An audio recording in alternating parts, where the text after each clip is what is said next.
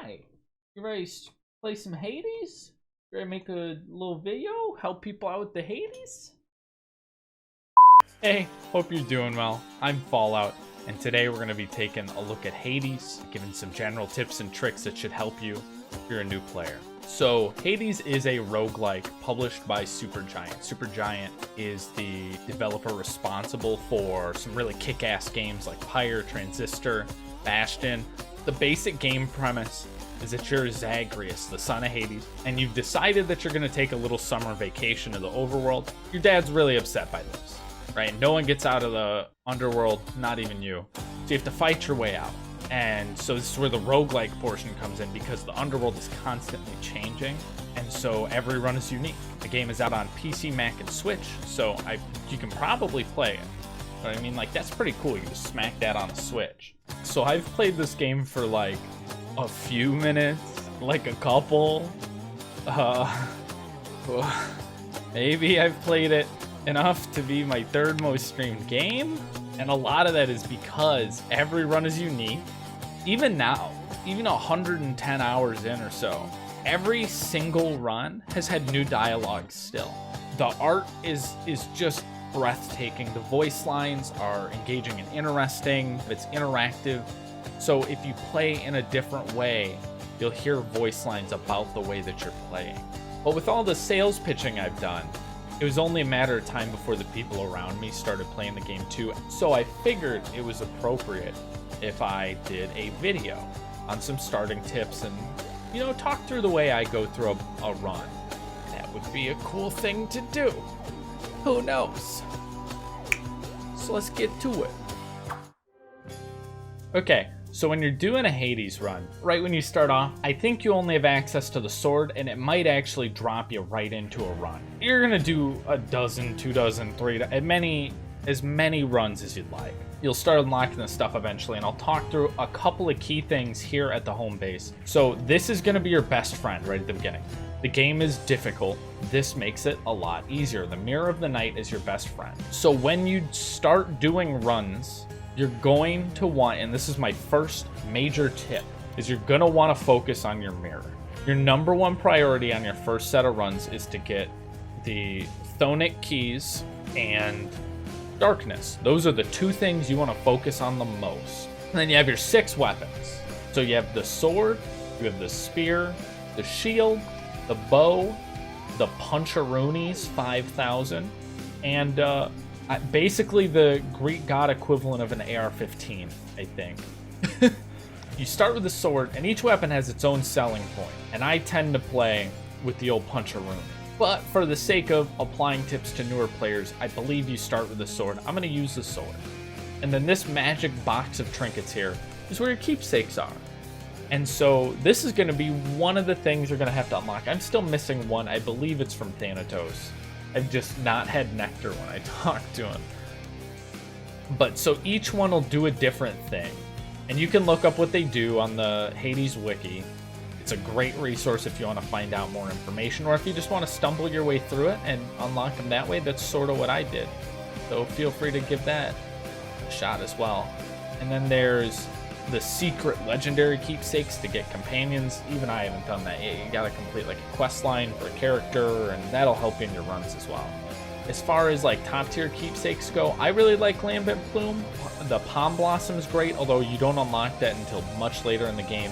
The Acorn, excellent as well. Feather Duster is very good, gives you a lot of chance to heal. Lucky Tooth, I believe you get that from Skelly right here. And then the Spike Collar is from Cerberus, which just gives you extra health, which is good if you find yourself dying a lot. This is a great time to talk about the hammer as well. If you ever see the hammer, you should probably take it, especially early on. The hammer gives you a lot of advantage. Curse Slash is really good because it heals every time you hit, but you also get less health. Your special hits twice, but doesn't knock foes away. Your special is by default on keyboard, your Q. The thrust has 200% damage and more crit chance. The thrust is, I believe it's every third attack. I'm gonna do the Curse Slash, because I already have quite a bit of health anyway, and the ability to heal is super, super good. And then my other tip that I have at at a glance here, just right off the get-go, is your dash strike when you dash and strike like this is so good. Use it all the time. This is a great time to introduce, what is it, my, is this number 3? Is this the 3rd tip? Because tip number 3 is breathe, dude. You wanna try to take your time in combat. Obviously, you don't want to sit around with your, doing nothing. But at the same point, you also can't rush your way through combat. So picking a god when they don't offer something that you want is not a good decision. And maybe I should change the breathe tip into be deliberate. Everything you do should have a point. So you may not be super stoked about gold, but if your other choice is something like Artemis or Aphrodite that you don't think will help your build or what you're going for, go for the gold instead. That's just free damage. Kerchow. And ironically, the boon I want from Athena would help us a lot with this fight. So hopefully you'll understand why. It would have been better if I got it before this fight, so I could have been like, yeah, hey, look how easy this fight is with this boon. Oh no, she doesn't have the boon we want. Oh, jeez. So what we want is Divine Dash. That was going to be one of my, 5 tips, is that Divine Dash is so fucking good. It might be the #1 boon in the entire game. Like, if you have to take one boon independently, not in specific use cases, all the time, what is the best boon? 100% of the time, Divine Dash. It's so good. It is mind-bogglingly excellent. So if you see it, take it, is what I'm saying. Athena's 100% worth picking just for that one alone. Chaos is very strong, especially once you're getting into a couple of runs, you're fighting harder enemies, that kind of thing, because Chaos gives you percent increases. Chaos is hard to deal with a little bit, because you'll notice everything here has a negative. So if I were a new player, I would do Slippery Eclipse. More darkness, huge. So this is a room that'll happen sometimes where Dad gets mad, and he's like, nah, you're not going anywhere. So you don't have to kill anything. All you have to do is survive. This room layout in particular makes that a little rough. You gotta be a bit aggressive to keep things from doing damage to you in the first place. Luckily, Zeus's boon helps us do crowd control, since we can just sort of hit whatever we're near and not necessarily have to be directly next to everything in this crowd. So I'm trying to focus these crystals because these guys you can't stun, and they're actually a pretty big threat if you're not cautious. Boom, we've done it. Congrats. We have a dual boon room. So we can get a Zeus and a Dionysus boon. Now you can pick based on which one you want more. I think the first one you pick might have better rarity. It's felt like to me, at least. I don't know if that's true or not.